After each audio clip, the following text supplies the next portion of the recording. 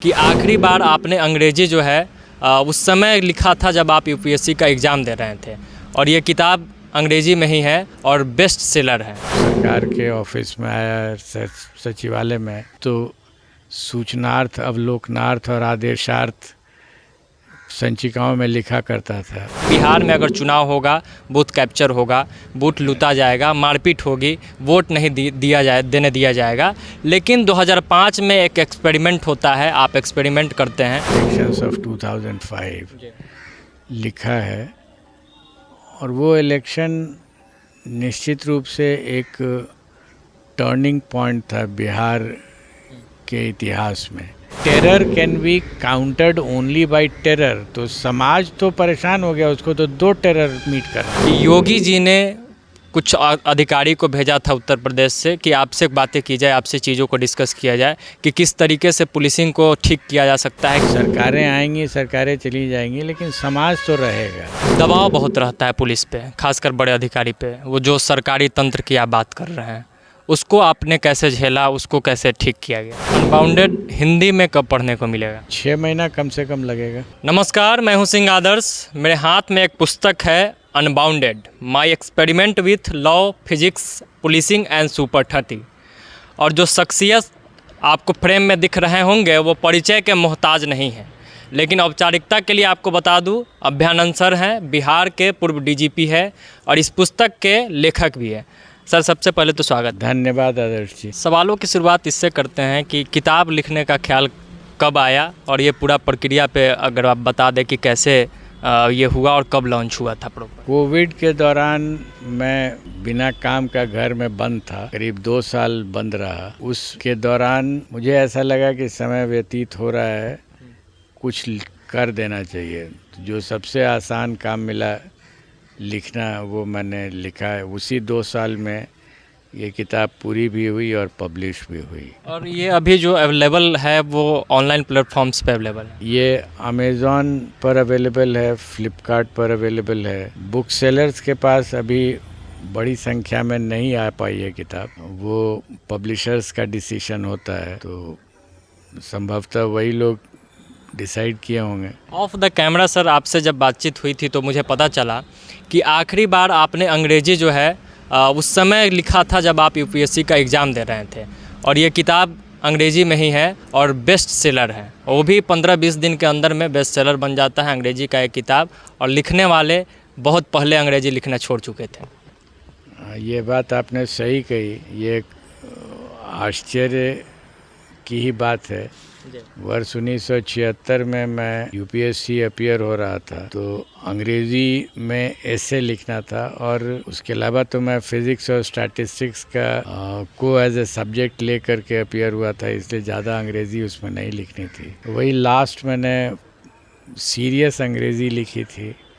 उसके बाद तो जब बिहार सरकार में आया तो सुपरविज़न नोट और इंस्पेक्शन नोट, और जब सरकार के ऑफिस में आया सचिवालय में तो सूचनार्थ, अवलोकनार्थ और आदेशार्थ संचिकाओं में लिखा करता था। छोटा मोटा पैराग्राफ हिंदी में संक्षेप में लिख देता था। तो कुल मिलाकर के करीब रिटायरमेंट के बाद 6 साल के बाद ये किताब लिखनी मैंने शुरू की। कुल मिलाकर के करीब 43 वर्ष के बाद अंग्रेजी लिखना शुरू किया है और सुखद अनुभव होता है और आश्चर्य भी कि इतने वर्षों के बाद अंग्रेजी लिखा और लॉन्च के 20 दिन के अंदर में अमेज़ॉन ने इसको बेस्ट सेलर के कैटेगरी में ला दिया। तो थोड़ा सुखद आश्चर्य ज़रूर हुआ है। अभ्यानंद सर एक्सपेरिमेंट के लिए जाने जाते हैं, आपने पुलिसिंग में भी बहुत सारा एक्सपेरिमेंट किया। बिहार और चुनाव बदनामी का एक कहीं ना कहीं पर्याय बन चुका था पूरे देश भर में कि बिहार में अगर चुनाव होगा, बूथ कैप्चर होगा, बूथ लूटा जाएगा, मारपीट होगी, वोट नहीं देने दिया जाएगा। लेकिन 2005 में एक एक्सपेरिमेंट होता है, आप एक्सपेरिमेंट करते हैं। क्या एक्सपेरिमेंट था? चूँकि इस बुक में भी उसका चर्चा है, इलेक्शन इन 2005। तो क्या कुछ पूरा प्रक्रिया था? कैसे उस माहौल को बदला गया? कैसे आपने टैकल किया चीज़ों को? आप जो कह रहे हैं वो तथ्यात्मक रूप से सही है, क्योंकि मैंने एक चैप्टर इसमें इलेक्शंस ऑफ 2005 लिखा है और वो इलेक्शन निश्चित रूप से एक टर्निंग पॉइंट था बिहार के इतिहास में। क्योंकि पहली बार ऐसा हुआ जहां एक full fledged assembly election conduct किया गया बिहार में। काफ़ी लंबी प्रक्रिया चली, कई फेजेस में हुए थे। तो कोई हताहत नहीं हुआ, कोई वायलेंस नहीं हुआ, कहीं से कोई शिकायत नहीं आई। जो पार्टी हारी उसने भी कोई ऐसा एलिगेशन नहीं लगाया कि इलेक्शन रिग्ड हो गया, जो एलिगेशन हमेशा ही लगता था।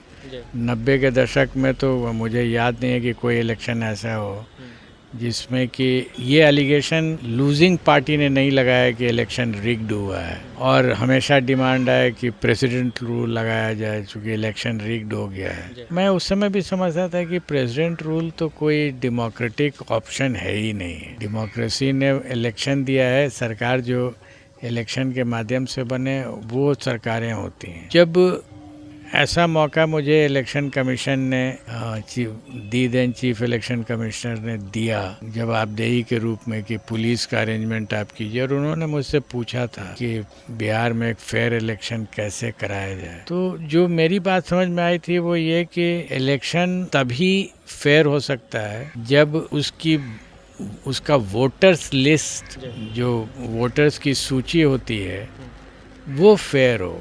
अगर वोटर लिस्ट करप्ट होगा तो इलेक्शन फेयर हो ही नहीं सकता है। इलेक्शन पीसफुल हो जा सकता है लेकिन फेयर नहीं होगा। मैंने इसी को एक थीम बना करके और कई एक्सपेरिमेंट्स इलेक्शन कमीशन के साथ डिस्कस करके उसका जो पुलिस एस्पेक्ट है वो मैंने किया, उसमें जो मैनेजरियल एस्पेक्ट होता है वो भी मैंने किया। तो कुल मिला करके एक नई प्रथा, एक नई अनेकों नई प्रथाएं, नई प्रक्रियाएं शुरू हुई, जो मुझे खुशी होती है कहते हुए कि इलेक्शन कमीशन में वो कई सारी प्रक्रियाएं अब मौलिक हो गई हैं और उसके अतिरिक्त भी प्रक्रियाएं उस सिस्टम को इम्प्रूव करने के लिए ऐड भी की गई हैं। अनबाउंडेड को जब सर हम लोग देखते हैं तो चूँकि जब भी कोई व्यक्ति किताब लिखता है तो अधिकतर बार उस पेशे से जुड़े लोग उस बुक को रिव्यू करते हैं। आपके किताब को जब देखा गया तो उसमें एकमात्र पुलिस अफसर ने रिव्यू किया, 1 या 2, बाकी अलग अलग फील्ड जिसमें प्रोफेसर्स हो गए, फिल्म मेकर हो गए, ये लोगों ने किया है। तो इसके पीछे की कहानी क्या है, ऐसा क्यों हुआ है? उन लोगों ने क्यों रिव्यू किया है ये तो वही लोग बेहतर बता पाएंगे। लेकिन जब उनसे हमारी बातें हुई, फॉर एग्जांपल अश्विनी कुमार से हमारी डिटेल में बात हो रही थी, Tata institute of social sciences के वो डीन हैं। हमारी डिटेल में बात हुई जो डायरेक्टर हैं MDI गुड़गांव के राजेश चक्रवर्ती जी। ये लोग बहुत एकेडमिक फील्ड में हैं और इन लोगों से मुझे ये जानकारी मिली कि उन्होंने मेरे प्रयोगों को बहुत ही theoretical and to a certain extent practical angle से गहराई से देखा और समझा है, and they have been very impressed. For example Ashwini Kumar ने मुझे बताया कि जो डेवलपिंग कंट्रीज़ में जहाँ भी क्राइम को सरकारों ने टैकल करने की कोशिश की है, वहाँ उन लोगों ने स्टेट टेरर मैकेनिज्म को यूज़ किया है। ऐसा लगा जैसे कि अपराध का जो टेरर है, जो आम जनता पर कहर के रूप में गिरता है, अगर उस टेरर को टैकल करना है तो राज्य का टेरर क्रिएट करो। समहाउ ये लॉजिक मेरे हल्फ के नीचे नहीं जाता था। Terror can be countered only by terror. तो समाज तो परेशान हो गया, उसको तो 2 टेरर मीट करना होता है। अपराधियों का भी टेरर मीट करता है, झेलता है, और सरकार का भी टेरर मीट करता है। आई वॉज नॉट कन्विंस्ड कि ये कोई आंसर है। तो मैंने जब ढूंढना शुरू किया कॉन्सेप्ट लेवल पर, तो मुझे ऐसा लगा कि अगर अपराध को टैकल करना है, द फियर ऑफ लॉ, जो कानून की शक्ति है, उसके माध्यम से होना चाहिए। सरकार की शक्ति और कानून की शक्ति में अंतर होता है, या आप कहें पुलिस की शक्ति। तो पुलिस की शक्ति से नहीं टैकल होता है। ये लॉ, पुलिस को एक एजेंसी मान करके जो कानून की शक्ति को लागू करे, वो रियल शक्ति है। तो मैं कन्विंस था कि अगर टैकल होना होगा तो क्राइम टैकल होगा through the fear of law, not the fear of police, क्योंकि फियर ऑफ पुलिस भी एक तरह का टेरर ही होता है। एक किस्सा सर, जब से बुक आया है एक चर्चा और जुड़ा है कि योगी जी ने कुछ अधिकारी को भेजा था उत्तर प्रदेश से कि आपसे बातें की जाए, आपसे चीज़ों को डिस्कस किया जाए कि किस तरीके से पुलिसिंग को ठीक किया जा सकता है, किस तरीके से पुलिसिंग को मजबूत किया जा सकता है। चूँकि अभी उत्तर प्रदेश और योगी जी चर्चा में हैं इस चीज़ को लेकर कि वहाँ की पुलिसिंग बेहतर होते जा रही है, वहाँ का सिस्टम ठीक होते जा रहा है, और ऐसे स्टेट से ये भेजा जा रहा है कि चीज़ों को देखा जाए। क्या डिस्कस हुआ था वो तो कॉन्फिडेंशियल होगा, फिर भी अगर कुछ बातें और इस कहानी से जुड़े का जो बैकग्राउंड है अगर हमसे साझा करना चाहें तो सर बताएं। वहाँ के पदाधिकारीगण आए थे,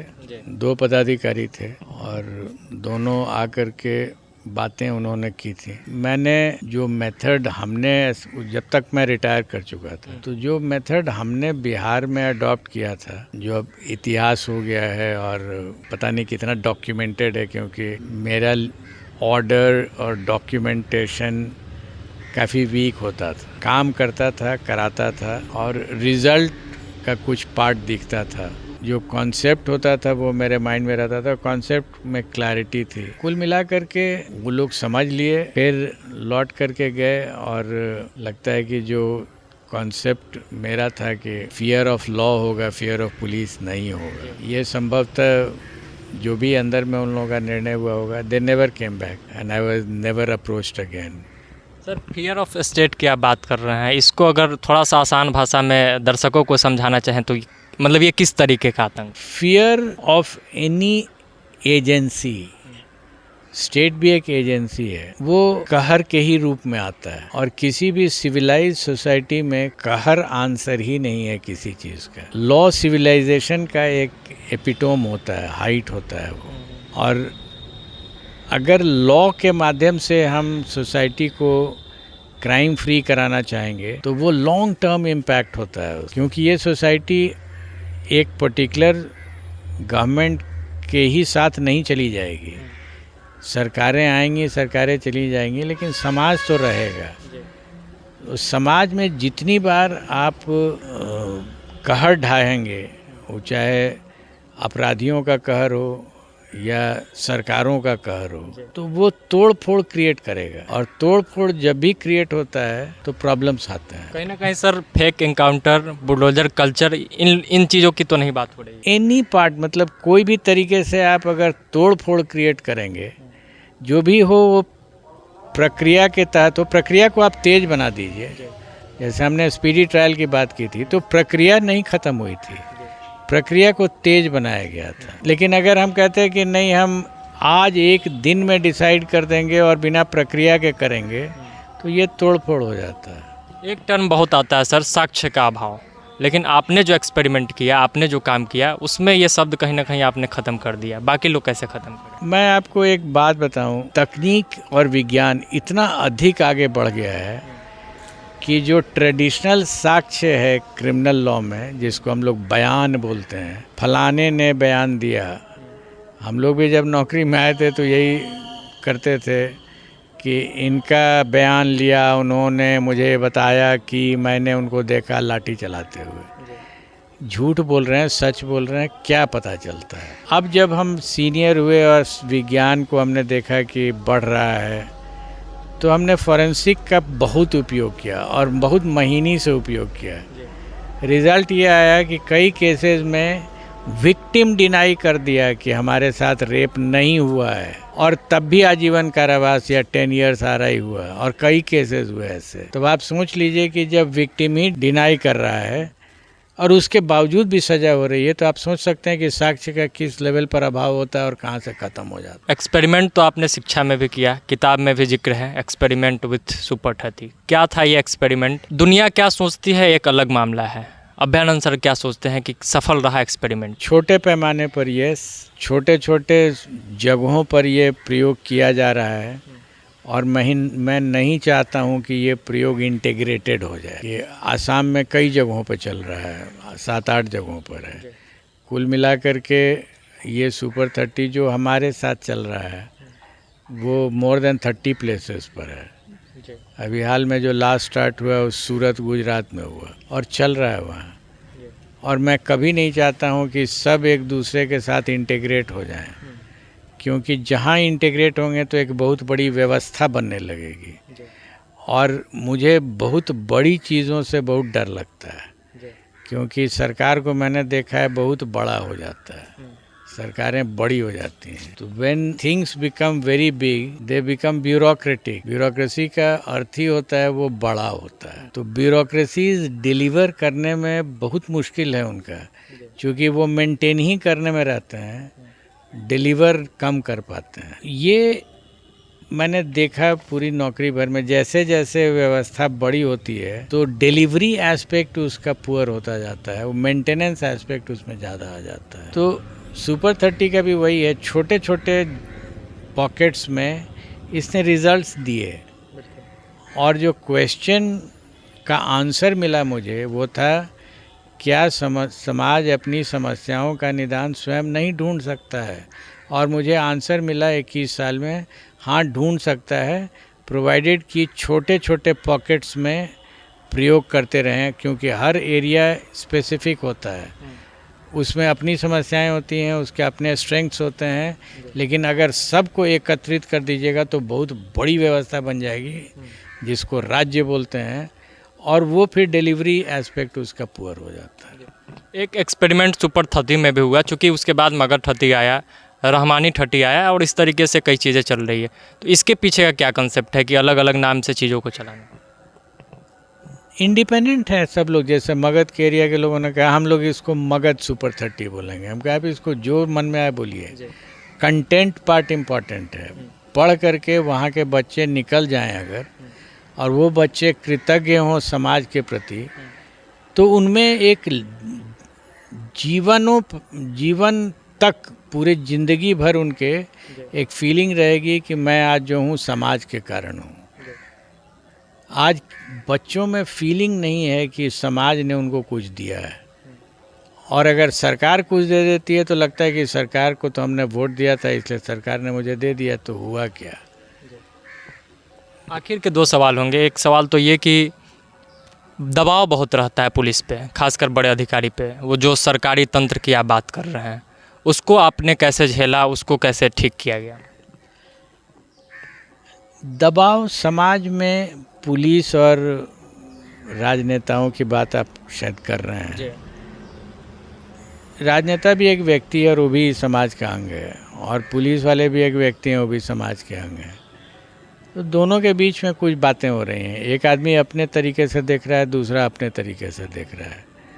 हर्ज कुछ नहीं है किसी को कहने में, लेकिन जो पुलिस अफसर है जिसको क्रियान्वित करना है, वो जानता है कि मुझे किस हद तक बात सुननी है और किसके बाद नहीं सुननी है। तो इसमें द्वंद्व की कहीं बात नहीं है। आपको जो करना है वो आप कीजिए, अच्छा कीजिएगा तभी आपका क्रेडिट है, ख़राब कीजिएगा तो डिस्क्रेडिट भी आप ही का है। लेकिन किसी के दबाव में आकर के कुछ ख़राब कर दीजिएगा तो डिस्क्रेडिट कोई नहीं लेने वाला है। अनबाउंडेड हिंदी में कब पढ़ने को मिलेगा? 6 महीना कम से कम लगेगा। ट्रांसलेटेड वर्जन होगा, फिर से लिखा जाएगा? नहीं, मैं लिख रहा हूँ स्वयं, ट्रांसलेटेड नहीं होगा ये। सेम टाइटल के साथ या अभी देखा जाएगा, टाइटल अभी हमने विचार नहीं किया है। कॉन्सेप्ट वही है, कंटेंट भी वही है, लेकिन ट्रांसलेशन नहीं है। धन्यवाद सर इतना समय देने के लिए। Thank you.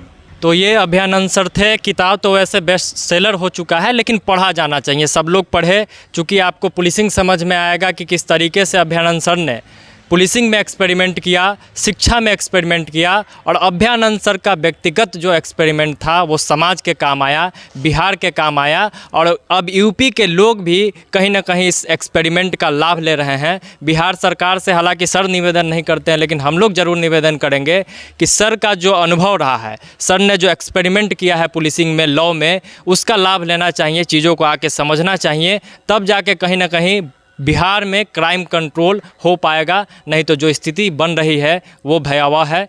फिलहाल फिर से एक बार कहेंगे कि अनबाउंडेड हर जगह ऑनलाइन अवेलेबल है, एक बार सर्च करके देखिए, पढ़िए और रिव्यू ज़रूर कीजिएगा। बहुत बहुत धन्यवाद। बिहारी करेजा देख रहे थे आप। जय बिहार।